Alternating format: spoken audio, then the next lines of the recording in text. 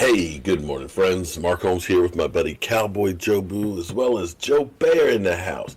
And as always, I want to thank you guys for watching, commenting, subscribing, and being part of the Joe Boo Sports Report. Without you guys, this literally does not work. So let's get open for business here, and let's wake up the football guys. Wake up, guys. Wake up here on this Tuesday, Cinco de Mayo home. Happy Cinco de Mayo own home. Have a drink this afternoon, this evening, tonight. Hell, drink all day if you want. Just keep your ass at home. Yeah. This thing is crazy because we all want to get out and get back to life as normal and everything else. And they're trying to do what they can to get us a sense of normalcy. Just please understand everything you do affects everybody else, okay? Even if you don't believe it, better to err on the side of caution and keep your distance. Don't spray in people's face. Wear a mask. Do these things. Because the life you might save might be mine. So, the Dallas Cowboys, who have been, I gotta say, if you want to talk about publicity, I think the Dallas Cowboys have won the offseason. I know Tampa Bay got Tom Brady, which was big, but I gotta tell you, the Dallas Cowboys have still sucked up all of the air in the room between getting Andy Dalton, the Dak Prescott contract situation, the draft team getting CeeDee Lamb away from the Eagles and seeing them melt down. Literally, it's been week after week after week with Dallas Cowboys big news. So shout out to Jerry Jones and crew for keeping us entertained, because we have been entertained. And come Thursday, the NFL will announce the schedule. We don't know what that's going to look like. We don't know if there's going to be a cushion built into it. I kind of have a feeling that there is, in case they need to move some games. We've heard that if the college football season is canceled, that the NFL will be having games on Saturdays. So I'm imagining that there's going to be a lot of flexibility, and I'm betting that the bye week will be teams that they could take, say, like opening week. Like, let's say you take everybody who's opening week that has a game. You make those two teams have a bye week the same time. That way, if they need to move the opening week, they can go ahead and say, okay, your opening week game now becomes your bye week game. That gives you some flexibility. And of course, there's the 2 weeks between the NFC AFC championship game and the Super Bowl. That's another week that you could grab a hold of and end up using to move another week without any pain and change in schedule. And in 2011, they were able to have an extra week built into the season to move the Super Bowl. So that's 3 weeks that you could go ahead and push the season back to October if they had to, without losing any games. Now, we'll see what happens. We'll see what flexibility has. We'll do a live stream schedule announcement on Thursday's show here. But things will be leaking all day of who's going to open. And I'm having a feeling that if California is allowing games to be played in California, that the Cowboys and the Rams would be the season opener in Los Angeles. But right now, California is kind of like, ain't going to be no games anytime soon. So we'll have to wait and see on that. But if you go into what happened last year by wins and losses of teams, right now, currently, going by that formula, the Dallas Cowboys have the third easiest schedule. Now, you can really throw that out the window, because what happens is half the teams that made the playoffs last year won't make it the following year. Case in point, look at the Rams. The Rams were thought to be a top 5 team going into the season, coming off a Super Bowl loss. You thought that they were still going to be a tough out, yet they didn't make the playoffs. And that's the natural turnover. When you win your division, you get a tougher schedule. You end up losing free agents. You end up losing coaches, because people say, you did good, I want some of what you got. And you play a slightly tougher schedule. You play the first place opponents in the other conferences. So it's a natural conveyor belt. from worst to first and all that. So, that's where you see the guys on the bottom who get the high draft picks, who people aren't thinking about stealing their players, who end up being able to have some cash because they've got the team and be able to get free agents. That's why they move up, and they have an easier schedule. So you got to understand that, take this with a grain of salt. But currently, the Dallas Cowboys have the third easiest schedule in football. And let's hope it stays that way. But I wanted to just kind of go through our opponents. Now, we know that we're scheduled on August 6th to have the Hall of Fame preseason open up the season game. We'll see if that gets canceled. That was the only game that was canceled the strike year of 2011. So, again, that's another one of those ones that one's kind of close. We'll have to wait and see. But we're going to be playing the Ravens in Baltimore, and I'm hoping that we are back to normal, because with Cowboys experience, if you remember what we did at FedEx Field, we were going to be doing that same thing in Baltimore. We were going to be having a big, tailgate party, get-together, game day, extravaganza. We're just going to have to wait and see how the corona ends up affecting that. Baltimore's going to be tough. Baltimore, you've got the MVP. Not going to be an easy one. Cincinnati Bengals at Cincinnati.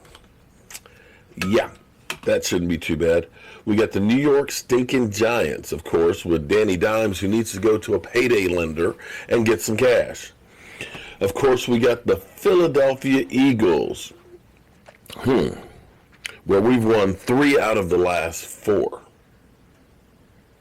Although their battle cry is, you couldn't beat our practice squad players. But no, we could beat your regular starters, though, couldn't we? The Washington Redskins, yeah, they've got some work to do. We've got the Cleveland Doo-Doo Browns. We got the Arizona Cardinals. We have San Francisco. So now, San Francisco, this one's going to be kind of interesting, because will they have that Super Bowl hangover? See, when you play in the Super Bowl, you're playing weeks longer than everybody else. And for our Dallas Cowboys, that's a whole nother month of time that my players had a chance to heal. They've also now, of course, lose players of free agency, coaches. They have sometimes a Super Bowl hangover. Sometimes guys are kind of, yeah, well, we were there. And you have the natural letdown. And you have everybody else come gunning for you. I think San Francisco snuck up on a lot of people last year, and I think that they may be more like the Rams. I'm not sure that they're going to be that team. I think that team is actually going to tumble a bit. Pittsburgh, Big Ben will be back, we assume, in full form, but we don't know. But at least it'll be home. That'll be a tough game. The Atlanta Falcons, yeah, well, they've gotten rid of a few people, and they're kind of in the process of rebuilding. Atlanta, of course, still a good team. Matty Ice is a good quarterback, but their defense has been woeful. The Rams, talk about a broke-ass team. The Rams, man, they've had to gut the team and still have no cash. They traded 2 number ones for Jalen Ramsey, didn't have a number 1 pick this year or next year, and don't have money to sign free agents. And Sean McVay, seems like people started to understand exactly what they were doing. And Jared Goff, without Todd Gurley being a stud, is not a great quarterback. So, that's going to be a tough game, of course, but they're not the team that they were 2 years ago. Minnesota with Kirk frickin' Cousins, who just got another $66 million guaranteed for 2 more years. Yeah, they've had quite a few losses on the defensive side. I think Minnesota's going to be coming back down. The Giants, of course, I think the Giants will be better, but, like I said, Danny Dimes needs to go get that payday loan, because I think he's broke. Philadelphia Eagles, again, we're going to be playing them in Philly. Always a tough out. Our division is always tough. But we have owned our division pretty much since Dak Prescott's been here. Playing in Seattle. Now, that's always, I don't care how good their team is. When you play that 12-man up there, I don't know if you've ever been to a game in Seattle. I went to one. And I got to tell you, Friend told me, wear some earplugs. The fuck? You're talking about wear earplugs.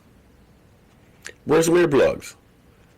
He said it's that loud. I'm like, man, it ain't that loud. Man, I work in my workshop with all these tools and everything else, man, okay? It's not that loud. It's that damn loud. I literally, sitting next to my wife, cupping my hands, screaming at the top of my lungs, Tracy, hey! She couldn't hear me. It was so loud. That sound just goes up, and the way it's designed, it's like an opera house, kind of like, you know, in Australia, you get that opera house, it's got those cones. It amplifies that sound, and the stadium is hollow, so it's just like you literally are vibrating. That sound goes up, and then it's thrown back down at you. And literally, when I left the place, my body just felt like it was shaking from the vibrations of the sounds. It is a nightmare to play that place. I'm not lying to you. That's always a tough game. And then the Washington Redskins at FedEx Field. Do I need to go into that one? That toxic waste dump that is. We'll be there, if we're allowed to be there, having another tailgate. We had 400 people that I know we fed. And I'm hoping and praying that they come up with the vaccine, that this thing disappears, that this thing is over with so we can get back to football as it should be, with all its fans in the stands. So we'll see what happens. So that's what it looks like right now. But the crazy thing about a schedule is, you may look at this and say, oh man, Baltimore Ravens, man, that's going to be a tough game. And for all you know, Baltimore could go off a cliff and end up being nothing. And you can look at the New York Giants and say, oh man, they're a bunch of scrubs. And they all of a sudden catch lightning in a bottle, and all of a sudden they're the team to beat. Think about 2018. The Giants were thought to be a Super Bowl favorite. The Eagles were coming off of being in the basement. They completely reversed. Giants went down the toilet. The Eagles won the Super Bowl. So that's a look at our schedule right now. We'll see on Thursday exactly the dates and everything else, and I can't wait. So in the meantime, I got work to do. I got to go get up in that shop. I got racks that I got to get for you guys out. I'm Mark Holmes, and well, I'll see you soon.